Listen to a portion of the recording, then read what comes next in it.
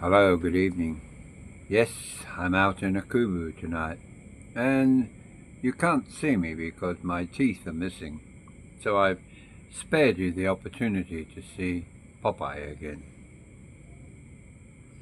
But earlier this evening I was filming my last evening walk, not my last, but this evening's walk, in a neighbourhood just around the corner, and unfortunately when I put the video up, my dear friend Ian decided to, in his wisdom, to let me know it had a rather an abrupt end, and I wasn't aware that anything had happened to the video. But I need not an SD card, it's like a data plug-in which I can transfer all of the videos I've got on the camera, which is some 1200 odd videos, into this data card, and that's what I will be doing. But in the meantime I had to dump a few to get some space to continue filming, so that's what I'm going to do. So it's a belated evening thought for the night, or thought for the evening, and tonight it's coming about by a conversation I had with a dear friend who's over here in the Philippines on a magical mystery tour, we'll call it. He's over to get a feel and suss out the opportunities that could be available to him in the efforts to find a Filipino wife. He's over here from Europe. He's been here less than a month ago, I believe. Yeah, it was about a month ago. And he was here for a good month and a half at that time. So he was in Davao and Cebu and a little time in Manila, but he unfortunately got sick, mystery bug, and he went back. But he's back again, full of vitality and ready to go. But we had a conversation which we do on a regular basis, almost every day. And it's interesting to see that his array of young ladies that he's found to talk to on the necessary dating sites that he acquires their attention from, that a lot of them are a sort of variety of ages, from 20, 25 up to, I think, 37 is the highest age he was looking at. But some of the very young ones that have just turned 20, 25 are still virgins. Oh, he said, virgins? Did that make your ears prick up?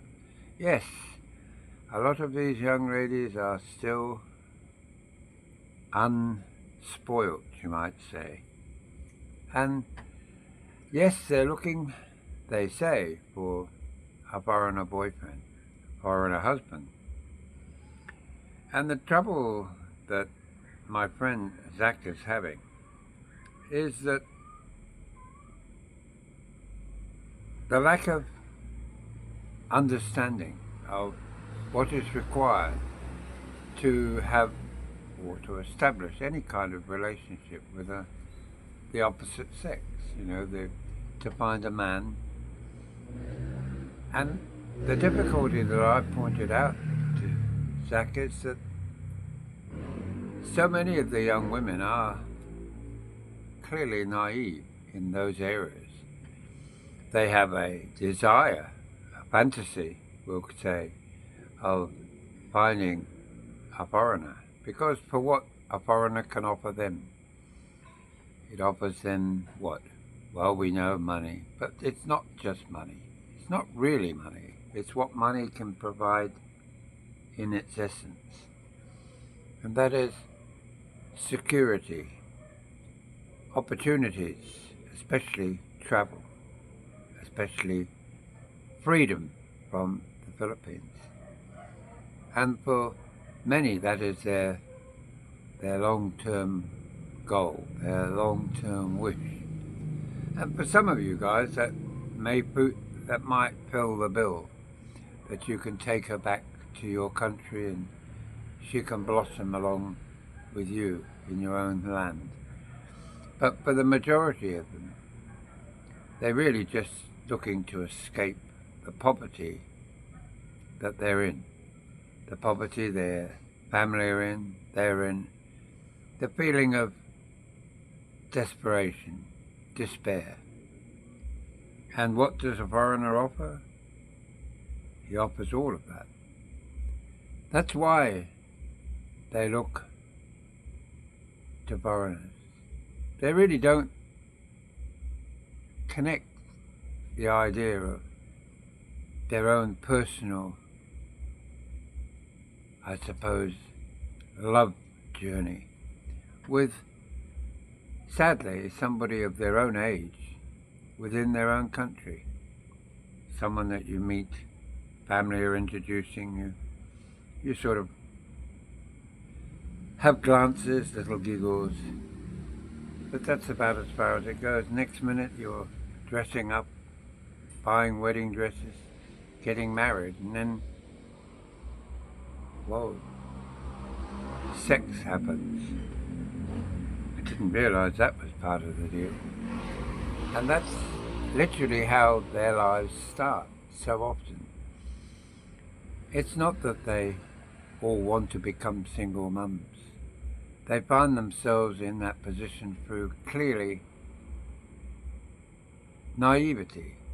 They just don't have the educational connection to child and giving birth, all that type of stuff. I'm sure they know that their auntie's just given birth and they know where it comes from. But for some, they quite literally have got this idea that if you hold hands or you kiss, that you're going to get pregnant if you, especially with a foreigner. And if it doesn't work out, you're going to be a single mum. Now, for some, that might be their ultimate goal, an opportunity to allow their child to take on the nationality of their father. But for the majority, all of the single mums within the Philippines, I'm sure the majority have found themselves there by, in a way, an accident. It's not by design. They're led like lambs to the slaughter.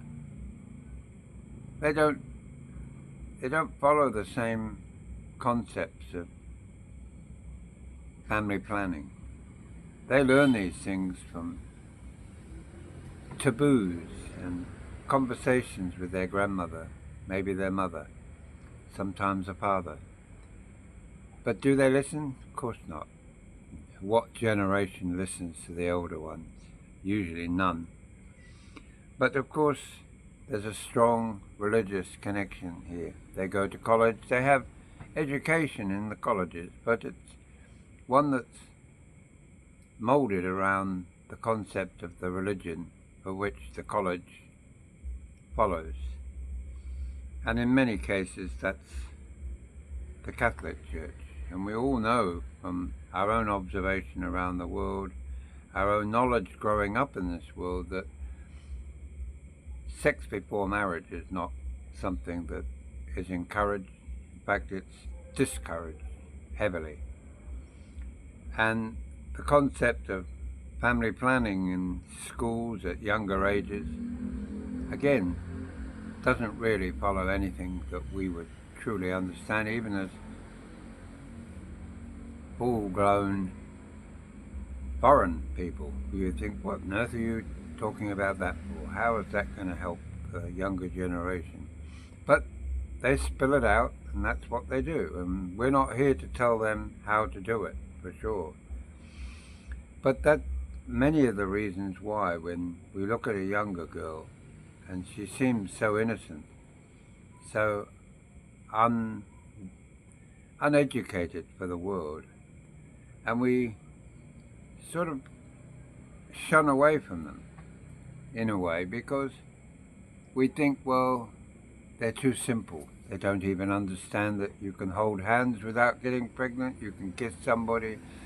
there's a thing called foreplay that doesn't necessarily have to, with two responsible adults, end up in a pregnancy.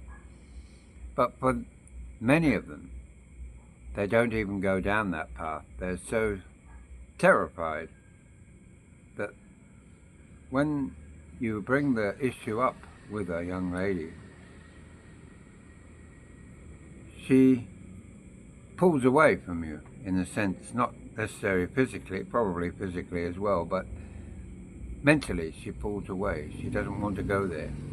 So you find yourself having conversations with someone who you think, she seems a nice person, I think I could definitely get to like her.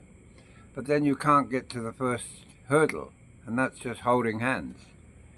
And with that, of course, how many of them miss out on the opportunity of the dream that they're themselves dreaming of having, especially with a foreigner, if they can't even get to the first base without fear of pregnancy. Of course, if you say, well, it's not going to work out, and they turn around and they feel somewhat dejected because they don't understand that it's not their fault. But you as a foreigner think, well, they don't like you. When in fact they probably do like you, but they just don't know how to start. They don't know how to enter a relationship. That's why when you find a woman that's maybe had a child already, she knows what the score is. She knows what life ahead of her is with a man. She knows that started with a kiss, those kinds of stories, you know? So there's no beating around the bush. She either will or she won't. And of course, as long as you are responsible and take protection, it's unlikely that she's going to necessarily fall pregnant just because you got to know her in a more intimate way. But that's the only way one really can expect these days for foreigners to get to know their wives. Of course, you do have many that come from religious backgrounds themselves, the foreigners, and they're quite happy to wait till the last moment. In other words, the first moment, when the ring is on the finger, the reception is over, and it's the wedding night. But what a dreadful way to start a relationship, when at the beginning of a relationship there needs to be some emotion shared between the two of you. And if one party is so timid that they can't proceed for fear of all of the taboos that have been indoctrinated into them over the years, it's a sad beginning of a possible flourishing relationship. You know, it's funny how when you talk to your friends and you give them advice, so often if it's done in front of your own partner, how there's a feeling of, why are you getting involved? Why are you giving your tuppence worth? You don't know what's going on. And they think we're stupid. But that's what we as foreigners do. We do try and give worthwhile advice to those that are encountering some of these things. And we need to remind our friends that don't give up. Take it easy. Don't be in such a rush. Love doesn't come overnight. It's not really love at first sight. It's attractiveness at first sight, but it's not love at first sight. And we need to remember that. We need to remember it takes time. Not just in the Philippines. Anywhere.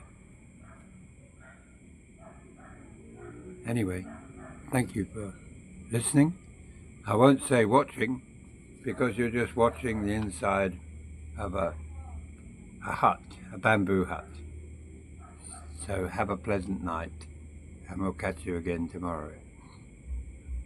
Bye now.